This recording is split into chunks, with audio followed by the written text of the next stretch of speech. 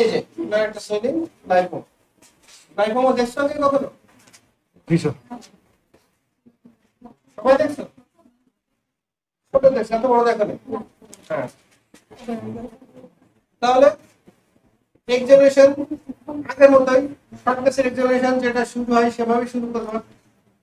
প্রথমে greetings, permission, রিপোজিশনিং, exposure যেগুলো ছিল সেগুলো পুরোপুরি কমপ্লিট করার পরে কোশ্চেন সেশন। কোশ্চেন কি সমস্যা, কতদিন ধরে, এটার জন্য আপনার কোনো সমস্যা হচ্ছে কিনা, এইরকম সোয়েলিং আপনার বডিতে আর কোথাও আছে কিনা, ক্লিয়ার। এরপরে এক্সামিনেশন। এক্সামিনেশনে আগেরটা যেভাবে বলেছি একই রকম ভাবে এক্সামিনেশন শুরু করবো। প্রথমে ইন্সপেকশন। ইন্সপেকশন করতে গেলে যেহেতু এটা ব্যাকে সোয়েলিং, আমরা পিছন থেকে আসার চেষ্টা করবো। পিছন দিকে এসে প্রথমে দেখবো, পাশে পাশে পাশে পাশে করে গায়ে হাত দিতে পারি, কোনো প্রবলেম নেই। সোয়েলিংটাতে কাজ না করবে, সোয়েলিংটাতে হাত দিবে, কোনো গায়ে হাত দিতে হবে, কোনো প্রবলেম নেই। তাহলে একটু দেখলাম চারপাশ থেকে, সোয়েলিংটা দেখলাম 5 থেকে 10 সেকেন্ড এখানে সময় স্পেন্ড করলাম। তারপরে প্যালপেশনে যাব। ইন্সপেকশনে কি পেয়েছে আমি পরে বলি, শুধু প্রসিডিউরটা দেখো। এরপরে প্যালপেশন। প্যালপেশনে শুরু হবে টেম্পারেচার এবং টেন্ডারনেস দিয়ে। টেম্পারেচার যেহেতু এই সাইড লেফট সাইডের মতো রাইট সাইডে একই রকম সাইড আরেকটা আছে আমাদের বডিতে। বায়োল্যাটারাল সাইড যদি থাকে তাহলে বায়োল্যাটারালি টেম্পারেচার দেখতে হবে। যেহেতু আগের পেশেন্টের সিএফএসএস ছিল মাথায়, এই সাইডটা বডিতে একটাই আছে, সুতরাং এই সাইডের সাথে কম্পেয়ার করার জন্য অন্য একটা সাইড নিয়ে আসে, কিন্তু এইরকম সাইড বডিতে আরেকটা আছে, সুতরাং কম্পেয়ার করতে গেলে ওই সাইডের সাথে তোমাকে কম্পেয়ার করতে হবে। এখানের সাথে কপালে, এখানের সাথে এখানে কম্পেয়ার করলে হবে। তাহলে normal side, pathological side, normal side. Temperature দেখলাম নর্মাল। এরপর টেন্ডারনেস। টেন্ডারনেস দেখতে গেলে পেশেন্টকে জিজ্ঞাসা করবে এখানে ব্যথা আছে কিনা, অল্প একটু ব্যথা আছে, এই ধরে একটু চাপ দিব, মুখের দিকে তাকাবো, তেমন একটা এক্সপ্রেশন চেঞ্জ হবে। এরকম একটু ব্যথা করছে, আমরা বলতে পারি মাইল্ডলি টেন্ডার, ঠিক আছে। এরপরে একই নিয়মে সারফেস। সারফেসটা কি করবো, সোয়েলিং এর উপর হাত দিয়ে স্কিনটাকে সোয়েলিং এর উপর একটু মুভ করার চেষ্টা করবো। স্কিনটাকে সোয়েলিং এর উপর একটু মুভ করিয়ে বোঝার চেষ্টা করবো সোয়েলিং দেখবো, বোঝা গেল। স্কিনের উপর যদি আমি এভাবে হাত ধরি তাহলে স্কিন সারফেসটা বোঝা গেল, সোয়েলিং এর সারফেসটা বুঝতে হবে। তাহলে স্কিনটাকে একটু মুভ করে সোয়েলিংটা সারফেসটা বোঝার চেষ্টা করবো।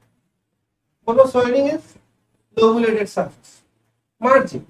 মার্জিনটা কিভাবে ফিল করতে পারি, সারফেসের মার্জিনটা ওয়েল ডিফাইন্ড মার্জিন আছে, এই যে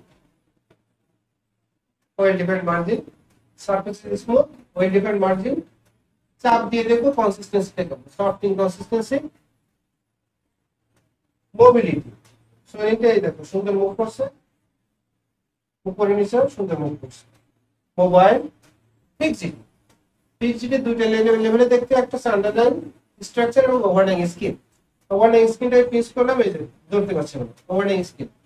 আন্ডারলাইং স্ট্রাকচারের সাথে ফিক্স স্কিনে বুঝতে গেলে আন্ডারলাইং মাসল যেটা সেটাকে কন্ট্রাক্ট করা লাগবে। কন্ট্রাক্ট করতে গেলে পেশেন্টকে আমরা বলবো হাত দুটো দেয়ালে দিয়ে একটু চাপ দেবে। চাপ যখন দিবে তখন এখানে মাসলটা কন্ট্রাক্ট করে যাবে, দেখুন মাসল সব শক্ত হয়ে গেছে। এখন আমরা যদি সোয়েলিংটাকে মুভ করাইতে পারি তাহলে বুঝবো not fixed with underlying structure. Okay, তাহলে swelling is mobile, not fixed with overlying skin and underlying structure.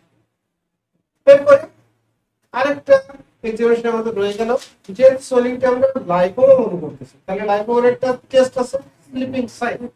Sleeping সাইডে কি রকম, এই সোয়েলিং এর একেবারে বাইরে, সোয়েলিং এর একটা সাইডে, সাইডে মানে সোয়েলিং এর উপরে, মিড পয়েন্ট এবং মার্জিন এর মাঝখান বরাবর কোন এক জায়গায় সোয়েলিংটাকে ধরে এই যে নিচের দিকে চাপ দিলাম, সোয়েলিংটাকে হাতের নিচ থেকে সামনের দিকে সরে যাচ্ছে।